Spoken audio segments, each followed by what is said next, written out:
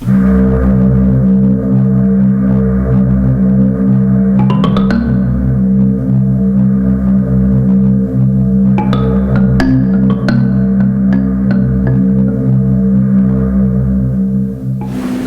Wilson, welcome to UC Berkeley, welcome to the International House, welcome to the Goldman School, and welcome back to California. Well, thank you very much. It's a great pleasure being here. I had a chance to say hello to some of you out in the audience. I'm sorry I didn't get a chance to say hello to all of you, but they had to mic me up.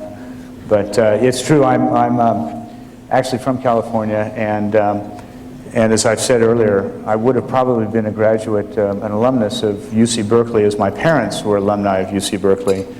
Except that Berkeley and the campus of UC Berkeley is not in Santa Barbara. And so as a consequence, I'm an alumnus of UC Santa Barbara, and particularly Campus Point, the best waves on that particular part of the coast. Ambassador Wilson traces his family roots back to at least the 19th century in California, maybe even earlier. And one of his great uncles was the longest-serving mayor of San Francisco and governor of California, and also a delegate to the Republican National Convention in 1920 and 1932. And he comes from a long line of activist Republican political figures. And they still love me. Most of them do. Most of them do. So I hope that in the next hour or so we can cover a lot of ground. I'd like to begin at one of the most recent times, which is the press conference of the Special Prosecutor Patrick Fitzgerald on October 28th, which was just about 10 days ago. And in the course of his remarks, he said the following: "I think what we see here today, when a vice president's chief of staff is charged with perjury and obstruction of justice, is to show the world that this is a country that takes its laws seriously, that all citizens are bound by the law. But what we need to also show the world is we can also apply the same safeguards to all our citizens, including high officials. Much as they must be bound by the law, they must follow the same rules." Is what has been happening here in these events at which you and your wife have been at the center, is this about the rule of law? Well, first of all, let me suggest to you that the only reason that Valerie and I have been at the center of this is because the White House and its allies have put us at the center of this. In reality, the day after my opinion piece appeared in the New York Times, and it appeared on July 6th of 2003, which is George Bush's birthday, by the way.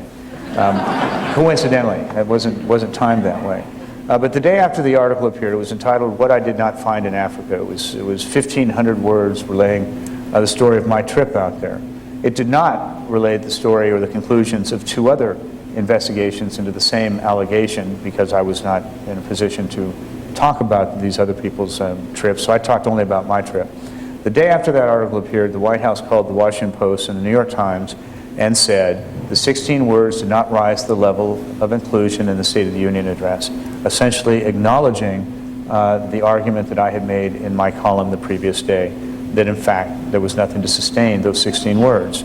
At that point, then the argument or the debate or any follow-up on that particular issue should have been conducted on that issue. Congress or the journalists or everybody else should have gone back and said, well, why were these 16 words in the State of the Union address? Who put them in? What was the motive of putting them in? Was it to manipulate intelligence? But it should have been back on the White House to answer those questions. Instead, the White House and their allies, the Republican National Committee, Ed Gillespie and Ken Mellman, all the sort of pre-Swift boaters who were operating before the Swift boat crowd got into operation, decided that they would try and deflect attention from the White House and put it on Wilson and his wife. So it's important to understand that. The only reason that we're involved in this is because of a concerted campaign on the part of the most senior officials of our government. Scooter Libby was an assistant to the President of the United States. Karl Rove is an assistant to the President of the United States. A concerted effort on their part to divert attention from the unassailable fact that the 16 words should never have been in the State of the Union address. Now, with respect to the indictment, I see the indictment of Mr. Libby and the ongoing investigation from 2 points of view. One, I think it's a sad day when indictments are handed up to the very door of the White House of this great democracy of ours, particularly on charges of obstruction of justice and perjury. Senior officials of the federal government swear an oath to uphold and defend the Constitution of the United States. And for them to be accused, or for a senior official to be accused of impeding an investigation, a legitimate Justice Department investigation into whether or not a crime has been committed, it is indeed a sad day for the country that a public official is accused of so abusing the public trust. On the other hand, however, and this is what I think Mr. Fitzgerald was getting at, we should all celebrate the reaffirmation that in our country, what is really sacred, what is paramount, is the rule of law. That forms the basis of our social contract between the governed and those who govern us. And it's important from time to time that that be reaffirmed. And in this case, it has been reaffirmed. And Mr. Fitzgerald has made it clear that this is a nation of laws and no man is above the law. The other thing that he did stress, and which I always like to stress as well, is that you are innocent until proven guilty in our system of justice. And so I don't presume Mr. Libby is necessarily guilty of these crimes, although I certainly am glad to see that he's out of the White House. In the ensuing 10 days since the indictment, in the public debate about the indictment and its significance, I would say there are both maximalists and minimalists, my own term. Maximalists say this is the tip of an iceberg, this is equivalent to the cheap third-rate burglary of Watergate, and it's going to lead right to the presidency, right to the president, and perhaps even trigger some sort of impeachment crisis and a crisis of government. Those would be what I call the maximalists. But the minimalists have a very different perspective, and they say, look, Mr. Libby was the only individual indicted, very senior person, first time in 100 years an assistant to the president has been indicted, but only one person was indicted.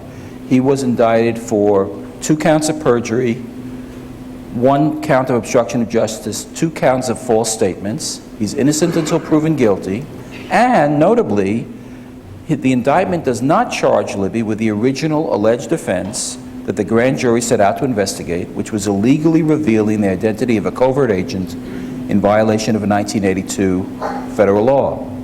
So the minimalists would say, it's a serious matter, the courts will decide, but don't make a bigger deal of it than it is, irrespective of your political wishes. How do you respond to that? Well, when I was a diplomat many years ago, I too probably would have used euphemisms like maximalist and minimalist to describe the two sides. Now that I'm no longer a diplomat, I will speak frankly and say what you're really saying are Democrats and Republicans, with the Democrats being the maximalists and the Republicans being the minimalists. It ought to be of great consternation to Republicans as well as Americans in general that not a single Republican of national stature has bothered to stand up and say what Scooter Libby did or what Karl Rove did was wrong. Not that it was treasonous, not that it was illegal, but just that it was wrong. We now have some facts before us.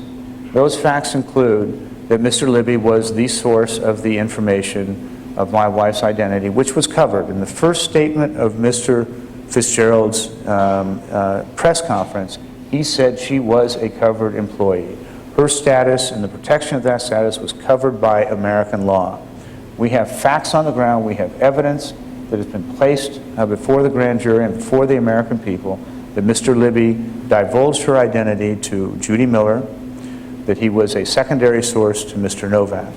We also have the fact that Mr. Rove divulged her identity to Matt Cooper, the reporter from Time magazine, from Matt's own testimony and from contemporaneous emails between him and his boss. Now that is a violation of national security. And we also have indictments, and the indictment makes it very clear that one of the reasons why Mr. Fitzgerald could not make a judgment on whether or not to indict on the organic crime of violating the national security of the country was because Mr. Libby was actively engaged, he alleges, in an attempt to impede that investigation and obstruct justice. So I can't tell you whether or not the Democrats or the maximalists are right and that this will, in fact, make Watergate look like the third-rate burglary it was by comparison. But what I can tell you is that if the Republicans want to be the party that coddles lawbreakers and coddles people who violate the national security of the country, well, they have to answer to the public for that. I don't think it's a position that I would want to be in if I were a Republican. Okay. Let's go back in time. Perhaps we'll come back to that, but we'll come back to it later. Let's go back in time and fill in some of the historical aspects of this, because many of us have been closely attentive to it, but some others have not. So you joined the Foreign Service in 1976, and you were in the Foreign Service for 22 years. And in that time, you became an Africanist. Your first diplomatic posting was to Niger, and you were ambassador to 2 countries, and you were also the acting ambassador to Iraq at the time of the Iraqi invasion of Kuwait. You retired in 1998. How did you ultimately, it's discussed in your book, but some of us haven't all read it, how did you become involved so that you would be asked by the Central Intelligence Agency to look into the validity of this assertion about Niger's uranium activities with Iraq? Sure. Well, in addition to having been in the unique position of having served both in Niger and in Iraq, and having known the presidents of Niger and Saddam Hussein, in fact, the first line of my obituary used to be the last American diplomat to have met with Saddam Hussein before the first Gulf War. It's now, of course, the husband of the first American spy, never to have her identity compromised by her own government. I'm hopeful that I will live long enough for a third first line of the obituary to be penciled in. But during the 90s, one of my jobs, I had 2 jobs after being ambassador to Gabon and to Sao Tome and Principe. One was to be political advisor to the Commander-in-Chief, U.S. Armed Forces Europe. And that particular military command had responsibility for most of Africa. And in that job, we put together a program called the African Crisis Response Initiative, which allowed us to train African troops at the multi-battalion level in order to be prepared to respond to African disasters, either genocides or natural disasters. That took us to Niger on a number of occasions, and I was able to renew my many friendships with the Niger government, friendships that I had developed at first in my tour there from 1976 to 1978. After I came back to Washington to serve as Special Assistant to the President of the United States for African Affairs at the National Security Council. And in that capacity, I worked very closely with the Niger government as it went through 2 military coups, one which overturned a democratically elected government, and the second one which resulted in the assassination of the first military coup leader. And at that time, both in the White House and then afterwards, when I was in the private sector, I was involved in helping the Niger authorities move the soldiers back into the barracks. I made a number of trips out to Niamey, both at the request of the generals and at the request of the civilians who ran the administration, to try and help them transition out of government and back to the barracks. Indeed, after the one president, who was a very good friend of mine, was assassinated, I went out to meet with his successor. Before his successor had even moved into the presidential palace, we met in his barracks. He was surrounded by AK-47 toting bodyguards, the same bodyguards who had assassinated his predecessor. And I sat there with him and told him in no uncertain terms. And I can be very frank, as some of you who may have seen me on various programs, The Daily Show or some of the other programs, I can be pretty candid. And I told him in no uncertain terms what he needed to do if he ever hoped to restore any semblance of dignity to his own name and to the name of the organization that he had grown up in, which was the Presidential Bodyguard. And I basically laid out an agenda of 18 months of transitioning back to democratic rule. I did this at the request of the civilian authorities of the government, who asked me to come out and have a little heart-to-heart talk with them.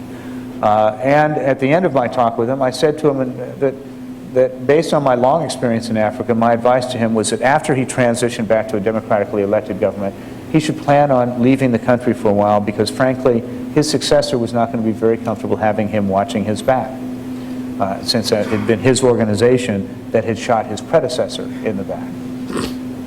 He invited me back out to Niamey 18 months later. And in those intervening 18 months, the Niger government had, in fact, transitioned. They had had an election, and they were just on the eve of the inauguration of the new civilian-elected president of the country. And I went out to... This was when? This was in 99 or 2000. I went back out there at the request of the military coup leader, and he received me out at the airport. You need to understand, in Africa, you're told to come out there, but appointments aren't set until you're actually on the ground. And you have to kind of fit into the president's schedule, understandably. So I met him out at the airport, and I was out there with all the other dips and diplomats and government officials, because in Africa you always go out to the airport to say goodbye to the president and then say hello to him when he comes back, wherever he may be traveling. And he called me, his chief assistant called me from the herd there, took me into the presidential office, and I sat with him, and he said to me, he said, "You remember our conversation of 18 months ago?" I said, "You bet I do." He said, "Well, I've done everything that you suggested I do." And I said, "You sure have, and that's a good thing." And he said, "I wanted you particularly to come back here, and I particularly wanted to meet you here at the airport, because, as you know, I'm on my way to make an official visit to Nigeria, the neighboring country. But while I'm there, I'm going to be picking up the keys to my new house, because I will be leaving the country, and I will be living there until the new democracy allows itself to be seated." Now, you can imagine what sort of credibility that gave me with the civilian authorities with whom I had been working for the better part of the 1990s. Now, in addition to that, of course, I spoke French, something Bob Novak doesn't do. I had served as ambassador to another country that was a uranium producer, and I had also traveled to Niger at the request of the CIA in the late 90s on other uranium-related matters that had nothing to do with Iraq, but had to do with weapons of mass destruction. So those are my bona fides. That is how the CIA knew about me. In the U.S. government, I was one of two people who knew that particular Niger government very well. The other one had been our ambassador on the ground when I had been doing all this work, and he was not as favorably regarded by the Nigerians, not because he wasn't a good officer, he was, but because he was in a position where he always had to deliver the bad news that I asked him to deliver from my position at the White House. Good cop, bad cop.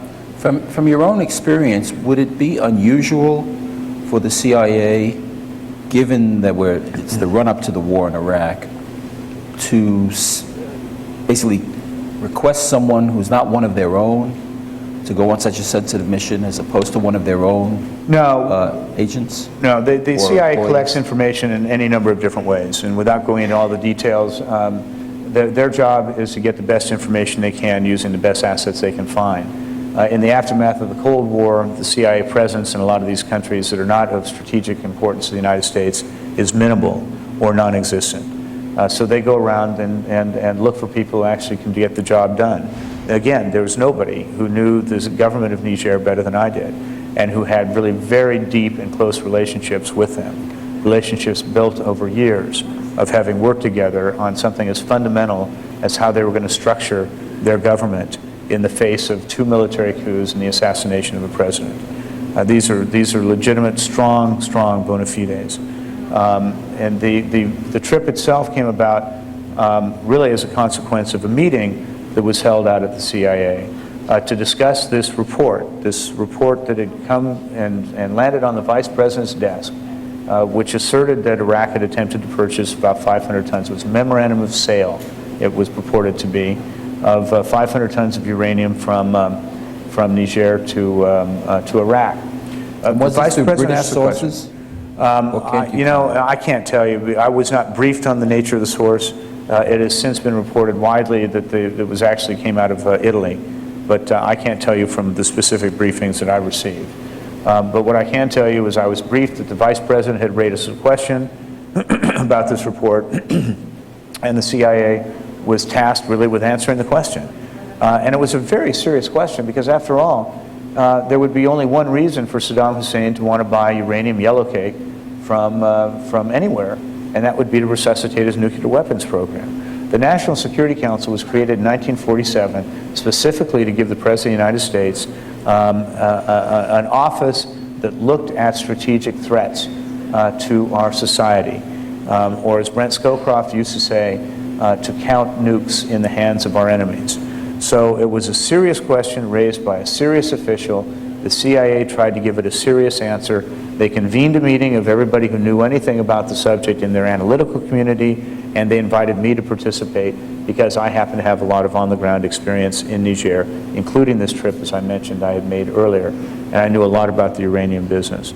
It was as an outgrowth of that meeting when we went around the table and everybody shared information on what they knew. It was at the end of that the person who was chairing the meeting asked me if I would be prepared to go out and try and answer some of the outstanding questions. I said, sure, if need be, but what are the outstanding questions? Let's game out how we would approach this. The second half of the meeting was really figuring out what we didn't know, trying to figure out what questions need to be answered, and what my value added would be to trying to get answers to those questions. You're not at liberty to reveal who the person was who directed you to do this? I have no idea what his name was, but I can tell you he was male. I can tell you I'm not married to a male. I can tell you my wife was not at the meeting, because that's which course you're getting at, right, was whether or not my wife had anything to do with it. My wife served as a conduit. She was the one who relayed to me the request that I attend the meeting. She, not surprisingly, when she was asked by her supervisor to provide a thumbnail sketch of my bona fides, she knows me better than anybody out there. She was able to do it in about 30 seconds. It's basically 3 lines, 4 lines. And when I went out to the CIA headquarters, not surprisingly, she escorted me into the building. She took me to the meeting room. I made the introduction. She left. She was not at the meeting. She did not participate in the decision to send me. She was not the one. The first time anybody ever asked me if I'd be prepared to go was at that meeting, and she was not present. By the way, the meeting was, the trip out to Niger was pro bono. And the trip was not, in fact, a CIA mission. And I made it very clear in the meeting when they said, would you be willing to undertake this? I said, yeah, I'd be happy to do it, but you need to understand I don't do clandestine. I'm not a spy. And even if I may be anonymous here in Washington, which I was then, not anymore, but I was then, I was not an anonymous personality in Niger because of this half-year work with these guys at the highest level of the Niger government. Indeed, when I landed in Niamey, by the time I got from the airport to my hotel, 3 people were at the hotel waiting for me, even though nobody in Niamey knew I was coming when I got there. So I said this would have to be, I do this on behalf of my government. I will have to clear it through the ambassador on the ground there because I'm a former senior U.S. government official, the polite thing to do, and I would have to clear it through the Department of State, which I did. Now, your trip took place in February 2002, 5 months after the 9/11 attacks here, but over a year before the actual U.S. invasion of Iraq. And you cite in your book and in your op-ed in the New York Times that you did not file a written report, although you say there should be at least 4 documents in the United States government archives confirming my mission. Is that unusual not to file a written report? No, actually, if anybody who knows anything about journalism, it's basically the same sort of structure. You interview people, they interviewed me, I gave them my information. Somebody told me the other day that probably about 90%, 97% of the reports that end up being given to the CIA are oral reports. They have in their structure, in their management structure, they have what they call reports officers. And reports officers are the ones who essentially debrief sources and turn the sources' debriefing into an intel report, so using their language, their nomenclature, their definitional terms, things that they're familiar with. It is not unusual at all. And by the way, in addition to being 5 months after 9/11, it was also 8 months before I ever had formulated my own views on what U.S. policy towards Iraq should be. And so there are those who argue, as Bob Novak has tried to argue, that he was curious as to why they would send some Democratic partisan hack to Niger to do this. In February of 2002, I was mostly known as having been a hawk in the first Bush administration and as President Bush's charge in Baghdad during the first Gulf War, and as having been lauded by the first President Bush as a true American hero as he introduced me to his war cabinet. So And I had not personally formulated any views on what U.S. policy towards Iraq should be. And when I did formulate those views towards the end of the summer, middle of the summer, and first wrote about it, which I think was October 13th, was my first article in the San Jose Mercury News, my position really was that if you're going to do something with Iraq, let's make sure we do something that's consistent with our own national security interests. And I believe then, I believe now, that disarmament and containment of Saddam was a legitimate national security objective, and that we ought to leverage our international leadership to resuscitate the international will to go back at Saddam for what I believe were probably still stockpiles of chemical weapons, biological precursors, and yes, indeed, an interest in a nuclear weapons program. Now, you go to Niger, not for a very long period. You meet with key people. You know the policy process there. You know who has to sign off on which documents. But how confident are you that based on that mission, that there was nothing to the report? And why would you be so confident if you are? Well, first of all, it's very helpful in the intelligence business to look at all information that comes over the transom with a healthy amount of skepticism, because people are trying to bamboozle the intelligence community every day for whatever reason, money, support for their agenda, whatever. And that's one of the reasons why you have a huge analytical component of the intelligence community. It is to sit there and try and sift through bits of information and determine what is fact and what is fiction. So healthy skepticism is very useful in that particular business. I went out there, I spent 8 days out there. It didn't take 8 days because I knew everybody. But to get to Niger from Europe, or indeed from North Africa, because I flew in actually through Casablanca, the 2 flights coming from the north, there are only 2 flights a week, and they arrive within 12 hours of each other. Mm-hmm. So you can really do it. You have 12 hours to accomplish your mission, which was too little because it was 12 hours during the night, or you have 8 days. And so I took the 8 days. But I looked at it from 2 different perspectives. One, I looked at the structure of the mining industry there, something I had a lot of familiarity with, and people should remember that uranium yellowcake is not weapons of mass destruction. So when my critics, who are legion in the right wing, when they say Wilson wasn't a WMD expert, uranium yellowcake is not WMD. It is just the first process of separating the ore from the rock. Anybody who has done any gold mining in California would understand that. If your gold mining you've done has been, even if you've been sort of running the pan in the river, you're still separating the gold from the rock there. That's what the yellowcake is. It is the ore separated from the rock. It is not weapons of mass destruction until it's enriched. But I looked at the mining industry. The mining industry in Niger is made up of 2 mines, and there are 5 consortium partners. 4 consortium partners in one mine and 5 consortium partners in the other. The managing partner of both mines is a French mining company. That means by managing partner, they're the ones who actually have their hands on the product from the time the product is in the ground till the time the product gets to the ultimate customer. Uranium in Niger the cost of producing uranium in Niger has been above the world market price almost since the mines came on stream in the early 70s.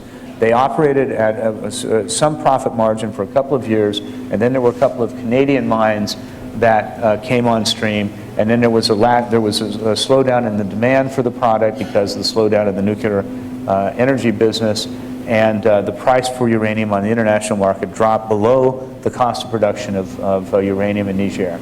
As a consequence of that, the annual production of the Niger mines has been steady at between 1,800 and 2,200 or 2,300 tons per year, just enough to satisfy the vertical integration requirements of the respective consortium partners for their own nuclear energy industries. So the French, the Germans, the Spanish, the Japanese, and I believe the Austrians, or the French, the Germans, the Austrians, and the Spanish are I think the countries that were members of the consortium. They took product for their own nuclear energy industries, but there was no market for Niger uranium on the open market, and therefore there was no change in the production levels. The 500 tons that we were talking about, which was the sum that people thought were contained in this memorandum of agreement, would have represented a 40% increase in an annual production rate. Every year, the consortium partners meet in September, and they determine what the annual production rate is going to be, 1,800, 1,900, 2,000 tons, whatever their requirements are for that particular year. And every couple of months after that, they adjust the requirements based on what their view of their demand and their projected demand is going to be for the product. A 40% increase would have been an enormous increase in annual production rates. And anybody who knows anything about business would know how that would flow through the particular business. They would have needed more employees, they would have needed more trucks, they would have needed more barrels, they would have needed greater security, they would have needed more bills of lading to transport the stuff from the port. And these mines, we're talking about 500 tons here. We're not talking about pocketfuls of blood diamonds. We're talking about 500 tons sitting in the middle of the Sahara Desert. Would have to be dug out of the ground, separated from the rock, put into barrels, put into trucks, trucked across the Sahara Desert with military security to the port in Benin, Cotonou, Benin, Porto Novo, Benin, and then shipped to its ultimate destination without anybody knowing. That was the mining part of it. And if you really wanted to know about it, you just have to go back and see what their mining production figures were and whether or not there were any spikes in it, and talk to the French about it, because the French would know about this because they ran the mine. The second area that I looked at was the structure of the government decision-making process. Niger's participation in the mine was through a government-owned parastatal organization.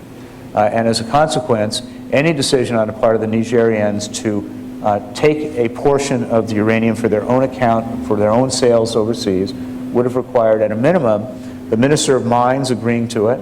And because the allegation was that it was a memorandum of it was an agreement between two sovereign nations, it would have required the approval of the Minister of Foreign Affairs, who would have reviewed Niger's legal requirements under international law, particularly as it related to the sanctions on Iraq. And because it was a government-to-government transaction, it would have had to have been discussed at the Council of Ministers, a cabinet meeting, and the cabinet would have had to have come to a decision to approve this particular sale. That means that any document related to the sale would have had at a minimum 3 signatures. Signature of the Minister of Mines, signature of the Minister of Foreign Affairs, the signature of the Prime Minister, and quite possibly the signature of the President, although I can't recall at this point. That document, any decision that was made, would have been gazetted, much like we put government decisions in the Federal Register. They too have a gazetting process to publish government decisions. It would have had revenue implications in a country that has been bankrupt since independence, and you would have had people scurrying about trying to get their hands on whatever revenue would have been generated by this sale. It would have been very, very difficult to keep secret, even if they'd wanted to keep secret. In any event, if the documents did not contain those 3 signatures, those documents could not be authentic under their own structure of making decision-making. I also looked at the possibility that the military coup leader, Colonel Barre, the person who was assassinated, or Colonel Wanke, the person who assassinated him, both of them ended up being friends of mine. These hands have shaken the hands with a lot of bloody hands. But with the possibility that they might have actually done an off-the-books transaction. And it's not impossible that a military junta leader could engage in some sort of secret dealing. But we're talking about 500 tons, we're talking about the need to ramp up production secretly, and we're talking about the fact that the French mining company would have had to be involved in it. So I did report back that, in fact, if you needed to look into this further, which I didn't think you needed to because all the facts were pretty clear that you couldn't do this, but if the agency still wanted to look into it further, the next place to look would be at the French uranium mining company. As it turns out, I happen to have a few friends in French intelligence, and they made it very clear to me afterwards that they did look into it, and they found nothing to this either. So based on all of that, you have familiarity with the mining situation in Niger, and with the governmental decision-making processes, and with the French connections. You were quite confident that there was nothing to these assertions, and you conveyed that to the folks in the Central Intelligence Agency who asked you to go on that mission. I conveyed it to the ambassador on the ground, who told me that my own conclusions squared with her conclusions, because she too, at the request of the State Department, had looked into this. She also conveyed to me that a 4-star Marine Corps general had also come down and done his own independent investigation at the request of the Defense Department, and had come to the same conclusions as well. So there were 3 reports there, but I conveyed these conclusions to her. I conveyed those conclusions to a member of the embassy staff in great detail, much along the lines as I just conveyed them to you. I came back to Washington, and within 2 hours of my arriving back in Washington, somebody, the CIA reports officer, the guy who was paid to turn my raw data into a report, I conveyed it to him over a Chinese takeout dinner. And a couple of days later, I conveyed it to senior officials of the Bureau of African Affairs. The Assistant Secretary of State for Africa in the State Department. The Assistant Secretary of State for African Affairs later told me, an old friend of mine, that he had not, the Bureau of African Affairs had not been afforded the opportunity to review the State of the Union address. And as he said to me, you don't really think that we would have allowed that statement to have been in the State of the Union address if we'd had the opportunity to review it, do you? Okay. By October of 2002, 7 months after you came back from Niger, you started to write occasional op-ed pieces quite critical of the Bush administration's handling of the Iraqi situation. This is prior to the war. And then, of course, it culminates in your July 6th New York Times op-ed, what I didn't find in Africa. And you state there in the second paragraph, based on my experience with the administration in the months leading up to the war, I have little choice but to conclude that some of the intelligence related to Iraq's nuclear weapons program was twisted to exaggerate the Iraqi threat. Now, A fine turn of phrase, I might add. Now, of course, that's a very serious charge by a former senior diplomat who's taken this clandestine mission. Not clandestine. Well, it was not clandestine. It was undertaking a mission on behalf of my government. fair enough. Let's say it wasn't widely advertised. Discreet. This term I would use. And married to someone who's in the covert service of the Central Intelligence Agency. In actually reflecting when you wrote that, I don't know if it was on a PC or quill pen or how you did it, did you ever think that this could lead to all kinds of trouble for me and my wife? Well, let me go back to the first comment in this in your sort of question. My first article in the San Jose Mercury News was not, in fact, an anti-Bush article, because, of course, the debate was just had just been undertaken. The administration, or factions within the administration, had certain views. The president had been talking about regime change, but I don't think that time, certainly, they weren't telegraphing that they'd made any final decision. My article there was much along the lines of what Brent Scowcroft had written, what Jim Baker had written, what Dick Holbrooke had written, although both Baker and Holbrooke's op-eds were a little bit disingenuous. They both argued that, yes, we should go to war with Saddam, but we should go through the United Nations to do so. That was really a non-starter because you could not get a regime change war approved by the United Nations. It violates the UN Charter and particularly the phrase in it about the non-interference in the internal affairs of a sovereign nation. The argument that Brent took, the line that Brent took was that this would result in a lot of chaos in the Middle East, and the line that I took was, as I said earlier, that disarmament was a legitimate legitimate national security concern with Saddam Hussein, not regime change, and that whatever we do ought to be predicated on what our national security interests are. And weapons of mass destruction or a disarmament campaign, either diplomatic or military, would be far different from an invasion, conquest, occupation campaign to engage in regime change. For example, there were 700 sites that we had identified as possible sites of weapons of mass destruction development. Well, that's a target-rich environment. You could have just stood off and nailed those sites, much like the Clinton administration did during Desert Fox for several days to get their attention.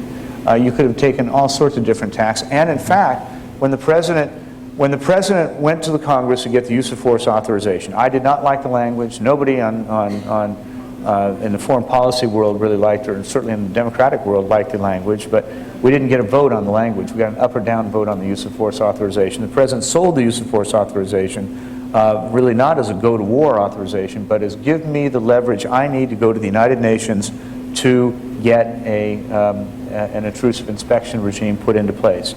That's not me who makes that analysis. It's Susan Collins, who I spent several days with in South Africa a couple of years ago, last year in fact, who told me in great detail the arguments that Colin Powell made to her in securing her support for the use of force authorization. I supported the president when he went to the UN and when he got Resolution 1441 passed unanimously. The betrayal of the world, the betrayal of the Congress of the United States, the betrayal of us as Americans was not in getting the use of force authorization and in going to the UN and getting 1441 passed. It was in not allowing the UN inspection system to work. That was the great tragedy of all of this. And where I broke, by the way, after my first article appeared, I sent copies of it to the first President Bush, to Jim Baker, and to Brent Scowcroft. I did so as a matter of courtesy because I cited in the article some of our shared experiences from the first Gulf War. The day my article arrived on Brent's desk, he called me up and said, "Can I take this over to the White House? They should read this. They should read this. They could benefit from the experience that you bring to the table." 2 or 3 days later, I got a letter from the first President Bush in which he said, "I agree with virtually everything in your article." And a couple days after that, I got a letter from Jim Baker saying essentially the same thing. So my position was not an anti-Bush position, so long as the Bush administration was really focused on what I consider to be our legitimate national security concerns, which were disarmament. And the Bush administration rhetoric changed in the weeks after my article appeared. Not because of the article, but because Tony Blair had thought his way through this issue in much the same way that we had. And you've heard the president come out after a meeting with Blair and say the objective, the policy of this government is to disarm Saddam.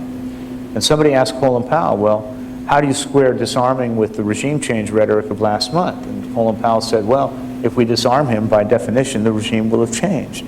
So where I broke with the administration was when they effectively broke with the rest of the world. What was your reaction when the Butler Commission in Britain seemed to contradict some of this? Well, whitewashes are whitewashes, whether they're the SSCI report or the Butler report. But let me also just get back to the last part of your question, which I did not answer. When I wrote my article, I did so because I had attempted from March, when it became clear, March of 2003, when it became clear that the president had been referring to Niger when he made the statement in the State of the Union address. I believe then, and I believe now, that a citizen has a civic duty to hold his government to account in a democracy for what his government says and does in the name of the American people. It's as simple as that. Now, this was not an act of great political courage or great moral courage. I didn't leak 7,000 pages of top secret documents. My name's Joe Wilson. It is not Dan Ellsberg. Dan Ellsberg went through a real process, a moral crisis, to come to the decision that he made to betray national secrets because of his moral opposition to the way the war was being conducted in Vietnam. My article was 1,500 words long. It was entitled, "What I Did Not Find in Africa." It betrayed no secrets whatsoever because there were no secrets to betray. My ticket was purchased in my name. I went out there in my name to do my job. I was not, however, so naive as to believe that this administration would just simply roll over and not try and attack my credibility. After all, I have been in Washington for long enough to figure that they might come back at me. And indeed, I prepared myself for it. I had my pictures of the first President Bush and me strolling in the Rose Garden 18 hours before the launching of Desert Storm. I had handwritten notes from the first President Bush. I had my Defense Department Distinguished Service Award, which is a very senior Defense Department award, which I'd been nominated for by the NATO commander who had been Al Haig's military aide when Al Haig was Chief of Staff in the White House. So I had all this stuff. I was ready to go. I was ready for these guys to come at me. But I never believed that they would be so foolish as to compromise the identity of one of their own. Compromise the identity of somebody who every day came to work to ensure that weapons of mass destruction would not explode in an American city. So, since that time, the Novak column appeared also in July of '03. That's almost 2.5 years ago now. Do you believe, in retrospect, that this was an effort within the Office of the Vice President and perhaps other agencies to shift the blame on what happened in Iraq and the absence of weapons of mass destruction to the Central Intelligence Agency? Is there basically an internal struggle within the Bush administration of which you and your wife are pawns, or was that an incorrect judgment in your part? Well, I think it's pretty clear from some of the stuff that's come out lately is the Office of the Vice President obsessed about me from even before my article was written. Now, why? Well, you'd have to ask them. I come from California, where... Is this a plus? Where the sun comes up, the sun goes down, the surf is good. Why would I bother to believe in conspiracy theories or worry about conspiracy theories? The further east you go, however, the more you get into conspiracy theories. And it's pretty clear to me that the Vice President thought that I was acting on behalf of the CIA in launching this sort of war, rearguard action against him for decisions that he had taken. He and his senior staff had clearly not written or had not read the Christoph article very well and had not read my article very well. Had they bothered to read either the Christoph article, of which I was a source, or my article, they would have learned that I said very clearly that the Office of the Vice President asked the question of the CIA, which then resulted in my trip out there. It was not the Vice President asking the question, although in the end it was, he asked the question that led to my trip. But they also, I think that they were pretty paranoid. Now, after 2.5 years of dealing with these guys, I can tell you that, that just because you're a little bit paranoid doesn't mean they're not out to get you. But I think that they, you know, I think they tried to, they were worried about that.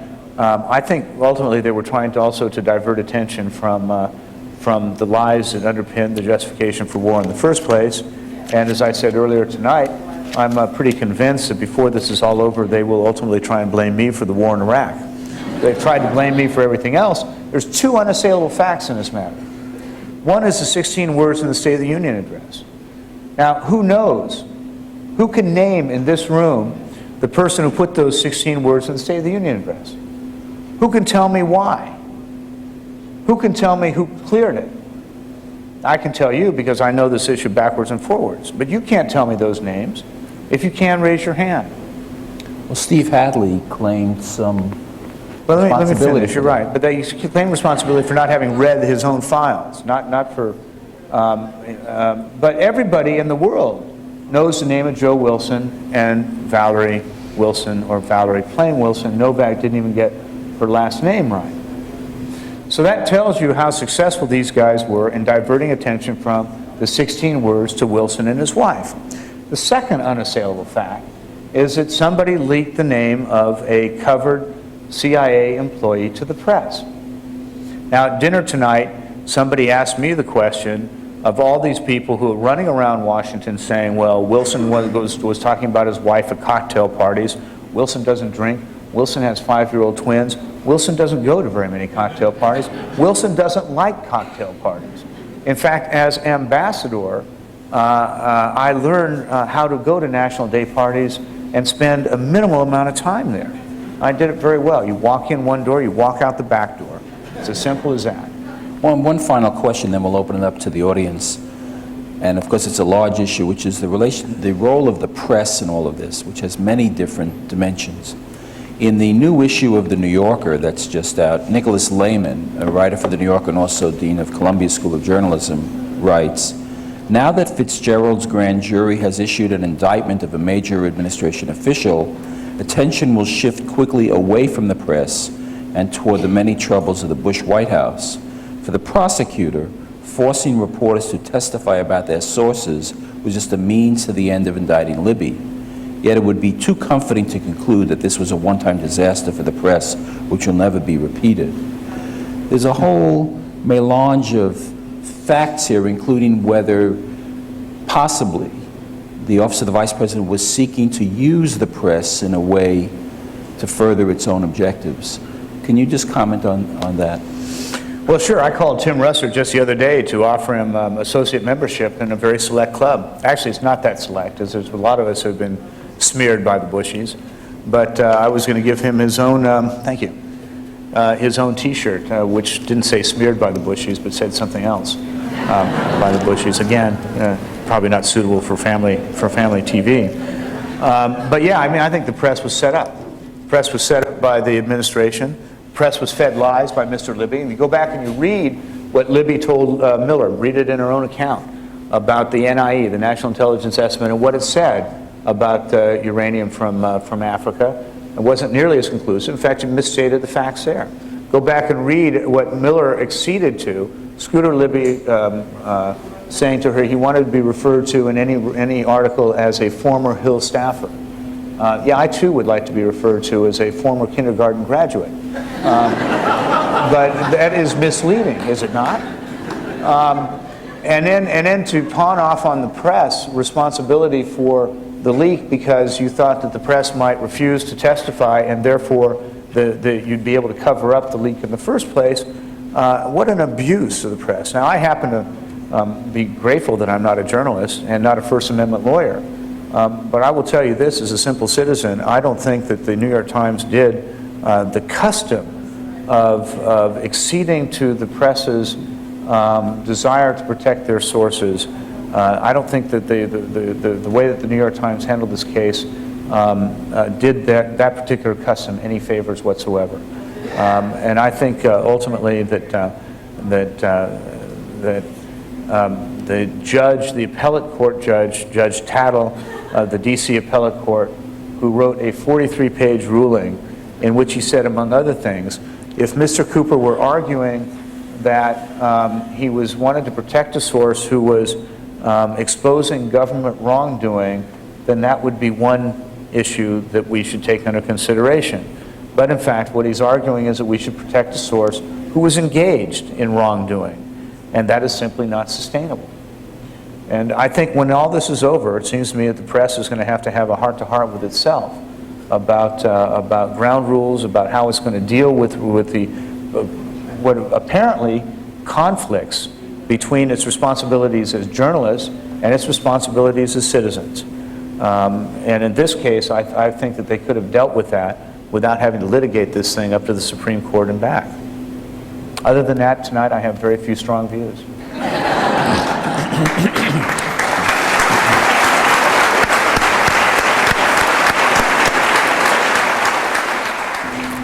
You've discussed this at some length tonight, and you've written about it, and you've discussed this on television as well. But let's hear one more time. At the core, what do you believe was the motivation behind revealing your wife's identity? Well, I think my speculation on this has always been that it was done essentially to silence other potential critics. There were those at that time, there was a lot of chatter in Washington, there were a lot of leaks to the press about analysts who felt that they'd been pressured into having their conclusions conform to the political decisions that had already been taken. There was a lot of talk about how much time Cheney spent out at the agency, how much time Libby spent out at the agency. There was one DIA analyst who should be able to retire, I think, in 2 years, who was telling people that he had been put in untenable positions by political types who would ask him the same question 30 times until they would get the answer they wanted, things like that. And so I think my speculation was always that this was a shot across the bow to those people who were beginning to talk. And the message to them was, if you do to us what Wilson did to you, we'll do to you what we just did to Wilson's family. Now, there was a senior administration official who leaked to the Washington Post that this was pure revenge, that these guys just wanted political payback, as Karl Rove was apparently running around the White House saying, Wilson's a Democrat, that's why we have to do this to him, as if Democrats are subhuman. Scooter Libby was running around the White House saying Wilson's an asshole.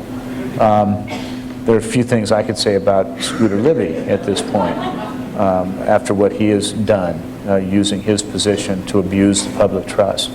I think now, having looked at the indictment and looked at the way that the Vice President and his office has operated, I think on the one hand, They were probably pretty paranoid that this was a CIA, that I was fronting for the CIA in attacking, which was not true. I did not clear my article. Nobody at the CIA knew my article was being written, except for Valerie, who did not know it in her capacity as a CIA officer. She knew it in her capacity as my wife, and did not share that with anybody. So I think they were a little bit paranoid, and I think maybe probably that was about it. To those of you who have come out tonight, I appreciate your coming out, and I think if there is in fact a lesson from the experience that Valerie and I have gone through, it is that it is worth, our democracy is worth the fight. We should not allow citizens to be driven out of the public square by this abuse of power on the part of elected officials and their allies. The campaigns of character assassination, not just against me, but against others who were involved in the debate, is really unconscionable, and it is not worthy of a great democracy. And my own view of the fight that I've waged, and I've said this earlier, is that frankly I don't know of any other way to confront school bullies other than stand up to them. And I would hope that if you take away any sort of inspiration from what we have done as citizens, it is that it is the right and responsibility of us as citizens to hold our government to account at every level. And I know in Berkeley, in particular, you do that. And you don't have to do it on weapons of mass destruction in Washington, but I'm sure you do it every day with your city planning commission, with your local representative, with my friend Barbara Lee, who must get, I'm sure she gets an inbox. And that's what I really hope when I talk out on campuses and to university students who are just embarking on a life where they're able to vote and participate fully in the civic affairs of this great country. It is worth participating. You ought to watch what your politicians are doing with the same enthusiasm that you watch Cal Berkeley's football team. Because if you don't, you will find this democracy slips from our hands. And that is what we're seeing today. We're seeing it slip from our hands by an administration that is not a Republican administration. It is a radical administration that has kind of stolen the banner of the Republican Party, but is imposing upon this country policies that have nothing to do with republicanism. Other than that,